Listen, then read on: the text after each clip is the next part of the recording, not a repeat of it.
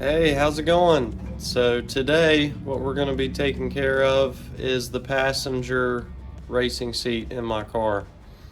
As if you've been following along with this, you know that FedEx and the post office lost my brackets that I needed to mount the seats, and the seller on eBay didn't take responsibility, but then eBay stepped in and refunded me my money, and then the only people that sell those brackets hiked the price up from $65 to $255, or just a mess. So I decided that I'm gonna make it work with what I've got. So I've got the racing seat, it's in that box right there. And then I also have the factory passenger seat brackets. It's two separate pieces, so I think there's going to be some issues with alignment, but if there's a will, there's a way. With just about anything in life, if you have the persistence and the want to figure something out, then you can make it happen. And I've done that with a lot of things on this car. We made the driver's seat mount up to the factory power seat bracket, so I have a power racing seat. So I think that this will work. So as much as I like not having a passenger seat in my car, I think it's time. That way my wife can ride with me too, because as you can see, I've got the car seat back there, and it's really nice having Aria right next to me, and being able to just reach over and comfort her, or things like that.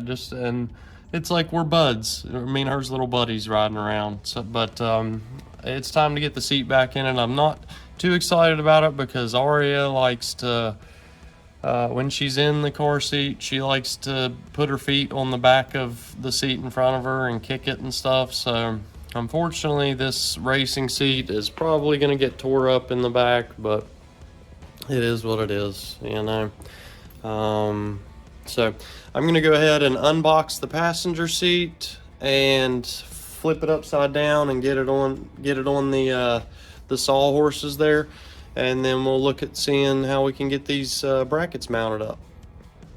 All right, so if you've seen my previous video on how I mounted the power seat bracket, then you know kind of what I just did.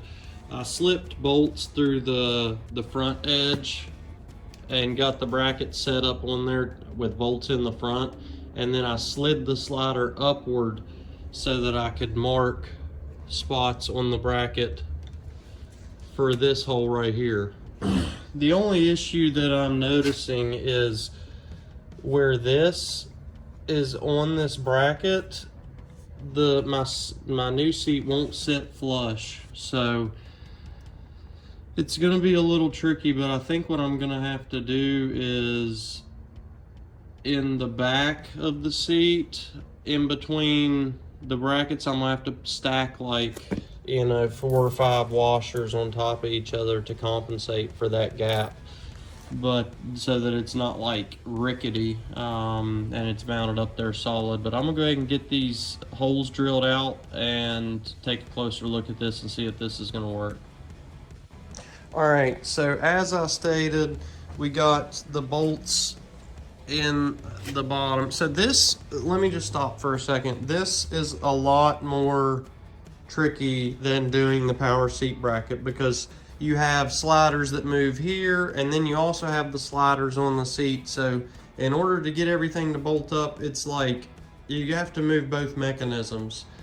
So essentially what I did was the actual seat bracket, I had it slid all the way forward so that I could do the bolts here and here, and I used a bolt, a washer, a lock washer, and then a nut on both sides.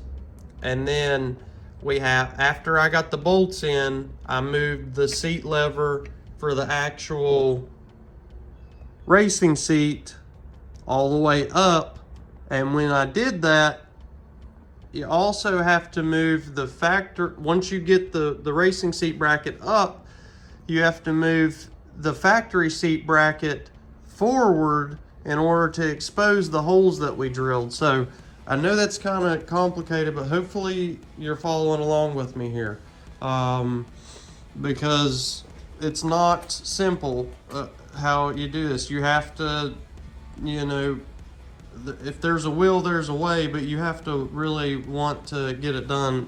This isn't something that's just gonna go together as easy as the power seat bracket did. So also, like I said, there's also this piece on this factory seat bracket, you know, that connects to this arm. So it creates a gap up through here. And it's, you know, it's not that significant, maybe 1/2 inch to 3/4 of an inch, but we don't want that to be dead space because it's going to cause bending and there's going to be a little bit of flexing, and I don't want it to feel like a computer chair when you sit down in the passenger seat. I want it to feel nice and solid. So we're going to sink a bolt through here, then we're going to stack like however many washers it takes to, you know, fill that void. And then on the back side here, we're gonna put a washer, lock washer, nut, and then tighten it down. And then we should be mounted up.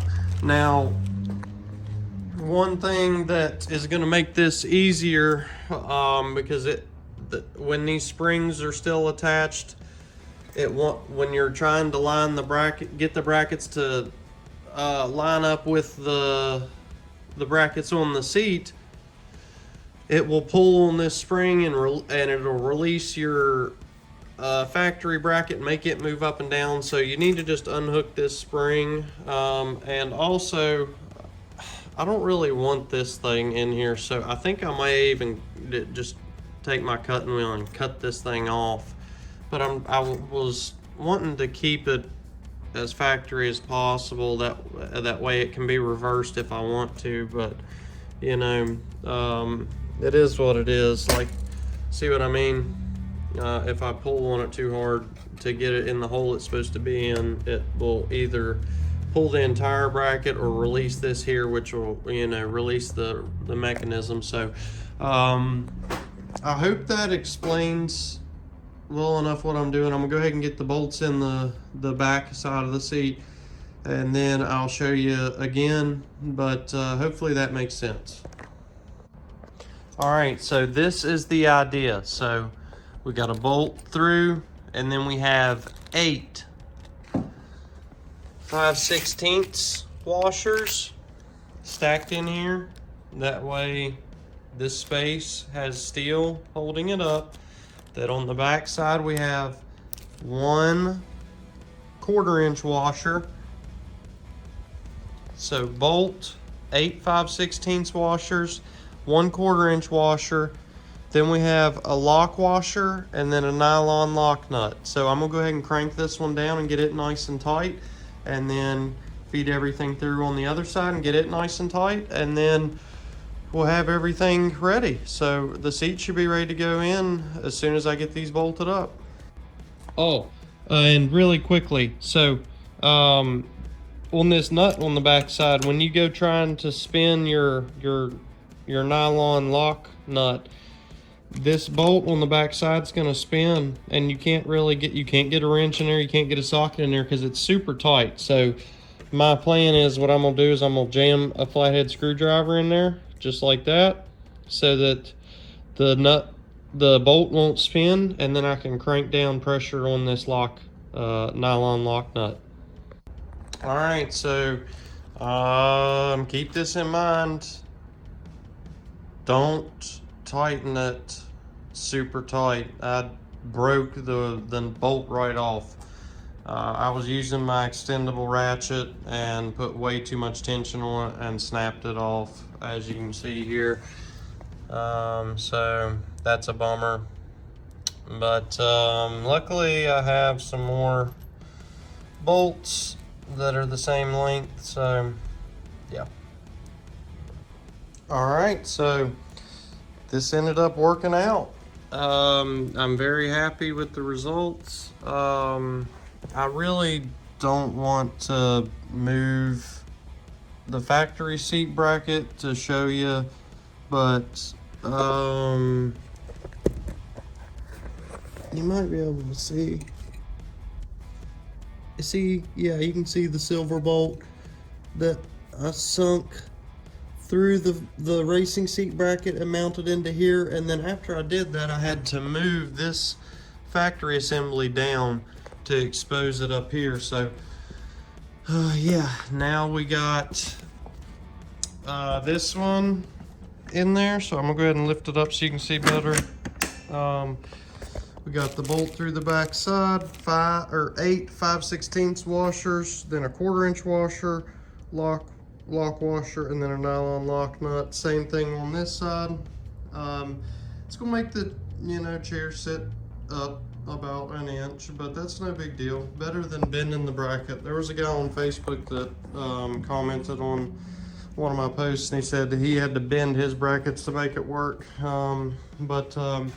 I just propped mine up a little bit, so the passenger seat's going to be not quite as laid back as the driver's seat, but I'm really happy. I think this is going to bolt right up, and we're going to finally have a passenger seat in the car. I think I'm going to go ahead and get the center console back in the car, and then we will get this thing mounted in there. Alright guys, so I'm getting the center console back in the car now. In order to install the center console, you have to lift the e-brake pretty much as high as it will go, and it'll just barely let it get in there. There's 2 screws that are going to hold it down in here. You also want to plug up your fog light switch down in there, and then there's 2 screws that hold it up here. And then I also got to put in the center dash here that holds the CD player and has the air vents up there. But my air vents were a little bit wonky. They were like kind of falling out. So I had to take them apart, and I had to use some super glue to get it back together correctly. And then I went ahead and took some grease and greased up all the moving parts in here so that I don't have to worry about rubbing plastic on plastic. Everything in here's nice and lubed up, so it should last the life of the car now. So I'm gonna go ahead and get the bolts and everything in the center console, and then we should be able to go ahead and get the seat in. All right guys, so everything went as planned.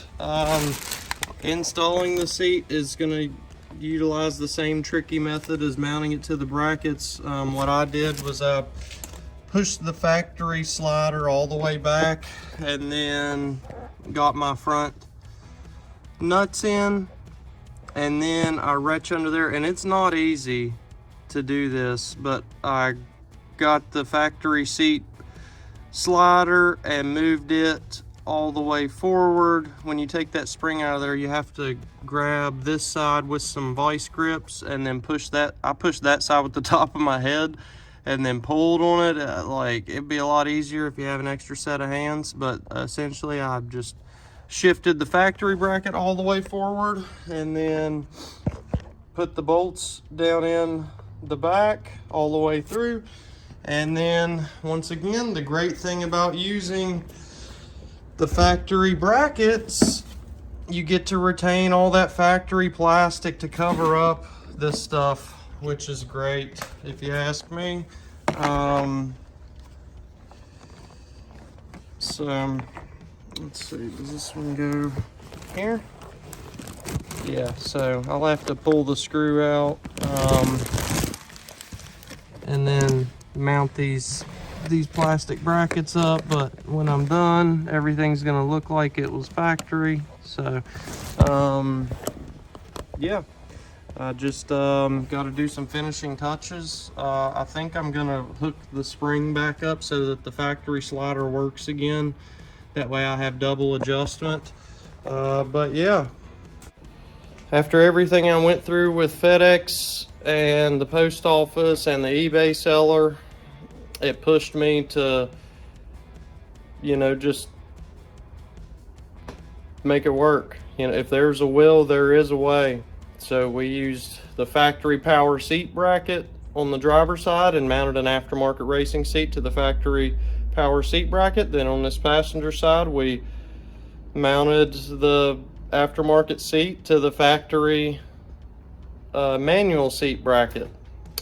This manual seat bracket was a little bit trickier because it is, you know, two separate brackets, but all in all, fairly simple. You know, put the bolts through in the front, then move the sliders around, drill your holes, put bolts through in the back. This one did have, you know, the clearance issue where we had to stack the washers in there, but everything's nice and tight now. There's no, you know, shifting and ricketiness to it. Everything feels great, so I'm really happy. I'm gonna go ahead and get the rest of the interior in the car. I pulled all the vents apart and cleaned them and greased them and all that good stuff. My shift boot was old and worn out and nasty, so I bought a brand new leather shift boot with red stitching on Amazon and installed it. It has leather conditioner on it right now, so I need to buff it out, but we're gonna get that down in there.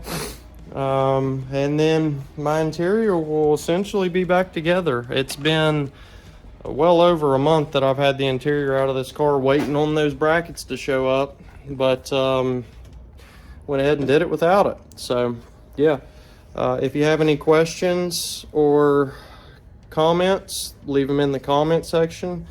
Please leave a like on the video, and most of all, subscribe. Thanks. All right, so before I sign off, there is one little thing that I wanted to mention. It's like a little quirk that's going to make this easier. So do you see that wire? Well, I mean, you see the wire in the center of the screen that goes from the arm that you pull on to the other side of the bracket. So in order to mount the factory bracket to the seat, you have to remove that spring so that it doesn't keep pulling itself apart and opening up the adjustment. So you slide those little springs towards the center, and then you can unhook it, and then you mount the seat up. And then after you install the seat back in, you need to hook this spring back up. So now I can adjust it with the factory slider or with the slider that came with the seat. So I have like double adjustment. So no matter which adjustment thing you grab, you can, you know, adjust it however you want. But yeah, I just wanted to mention that you have to remove it to get it to mount up correctly. And then after you bolt the seats back down, you can add it back. You just slip it back through there and then slide that little spring over top of that, and it's going to hold it in place. And as I stated before, I still got to screw in the screws, but you're going to retain all this factory plastic to cover up the bolts and everything, which is great. I love that. And yeah,